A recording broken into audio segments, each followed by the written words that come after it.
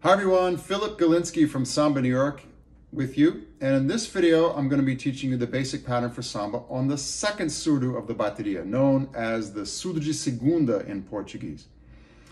The second surdo, at least in Rio samba schools, is typically medium-sized and medium-pitched. And as I mentioned in the video on the first surdo, the first and second surdos supply the basic pulse in most baterias in Rio de Janeiro and in many other cities as well. So if you have the first surdo playing on beats 2 and 4, which is typically the largest and deepest pitched of the three surdos, and the second surdo, medium-sized and medium-pitched, the pulse of the samba will sound like this. 1, 2, 3, 4, boom, boom, boom, boom, boom, boom, boom, boom. Second surdo, first surdo, second surdo, first surdo, second surdo, first surdo, second surdo, first surdo, boom. So that pulse, the alternation of the first and second surdos, is the pulse level of the bateria, okay? And it's really important that that pulse stay steady, okay? So if you're playing first or second surdo in your bateria, you'll really need to work on your timing to make sure that you're not speeding up and not slowing down, okay? Unless, of course, that's what's called for in a particular arrangement. But generally speaking, we want to keep the groove steady, okay? So the second surdo is also known as the surdo de resposta in Rio's samba schools, or the answering surdo. Why is it called the answering surdo?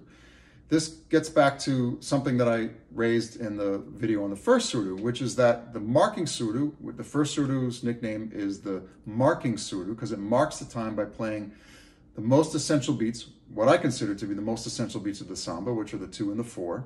Okay, and that's again, in my opinion, coming from an African perspective, because the samba has its roots in Africa.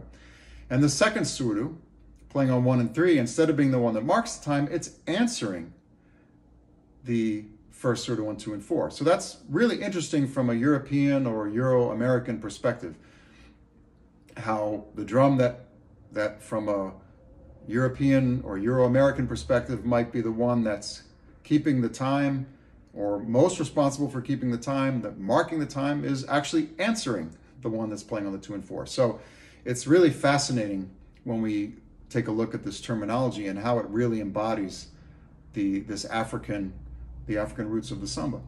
Okay, so the second surdo, I'm going to use the same technique that I demonstrated in the video on the first surdo. So if you haven't seen that video, definitely check that one out first, okay? We're going to use the same technique, but we're going to be playing the exact opposite pattern. So instead of playing 1, 2, 3, 4, we're going to be playing 1, 2, 3, 4, okay? Now, I didn't bother to tune this drum higher for the second surdo because it sounds so good at this with this tuning, but the second surdo is typically medium sized and medium pitched, so it would typically be higher than this. But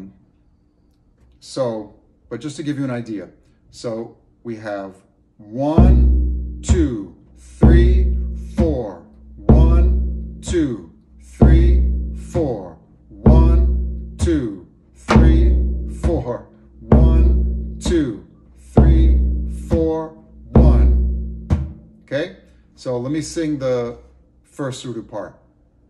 Boom, boom, boom, boom, boom, boom,